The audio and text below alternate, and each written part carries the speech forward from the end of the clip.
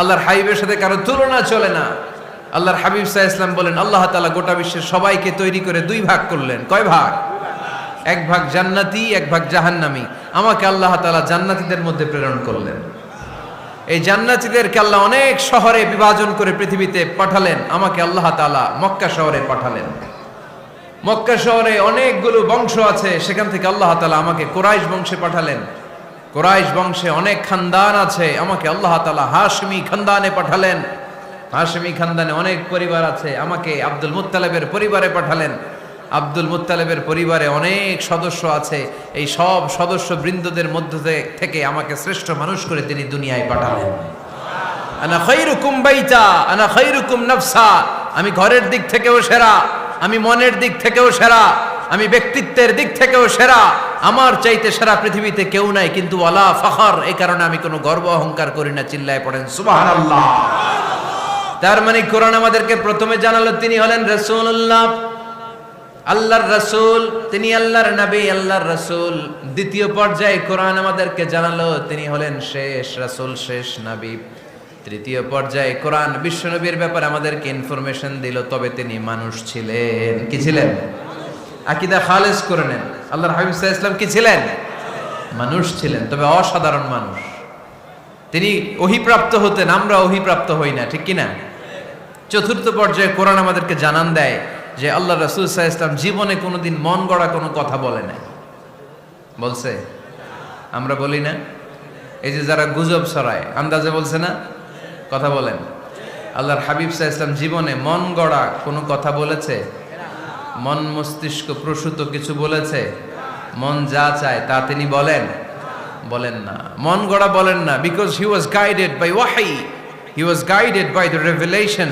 তিনি ওহী দ্বারা গাইডেড, ওহী তাকে ওনাকে পথ দেখায়। মন গড়া তিনি কিছু বলেন না, কোন নবী মন গড়া কিছু বলেন না। এজন্য নবীদের কথার মধ্যে কোনো অমিল নাই। এমনকি কখনো হয়েছে এক নবী এসে বলেছে পৃথিবীতে যে আল্লাহ একজন, আরেক নবী এসে বলছে না, দুই তিনজনও হতে পারে? বলেছে? কোন নবী এসে বলেছে যে আখিরাত আছে, the day of judgement, the day of accountability, দুনিয়াতে যা করেছো এগুলোর জন্য আল্লাহর সুপ্রিম কোর্টের কাঠগড়ায় দাঁড়াতে হবে, আখিরাত বলে একটা ব্যাপার আছে। আরেক নবী এসে বলছে না, আখিরাত ফাকিরাত কিছু নাই, দুনিয়াকে মজা লেলো, দুনিয়া তোমারই হ্যায়, এই দুনিয়াই সব শেষ। এরকম কি কখনো হয়েছে? না। কিন্তু এই পৃথিবীর কবিরা এক এক কবি এক এক কথা বলে, এক এক নবী এক এক কথা বলে, এরকম হয় না। কিন্তু এক এক কবি এক এক কথা বলে, এক এক দার্শনিক এক এক কথা বলে, ঠিক কি না? এক দার্শনিক থিওরি দাঁড় করালো, মানুষ হচ্ছে পেট সর্বস্ব জীব, মানুষের পেটের সমস্যা বড় সমস্যা, এ সমস্যার সমাধান হয়ে গেলে সব সমাধান।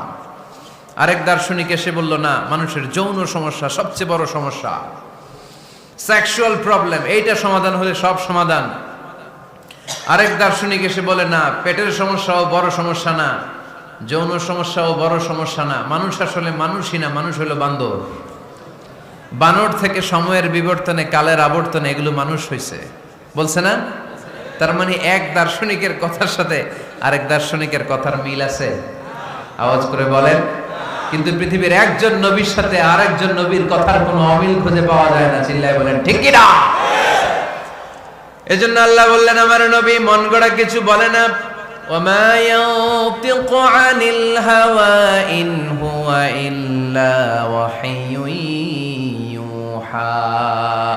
আমার হাবিব মন গড়া কোনো কথা তোমাদেরকে কখনো শোনায় না, তিনি যা তোমাদেরকে শোনায় ওহী থেকে শোনায়। সুবহানাল্লাহ পড়ে। যা আসে তাই তিনি বলেন, মন গড়া কিছু বলেন না। মক্কার ইহুদিরা আল্লাহ রাসূল সাল্লাল্লাহু আলাইহি ওয়াসাল্লামকে একবার ধরলো,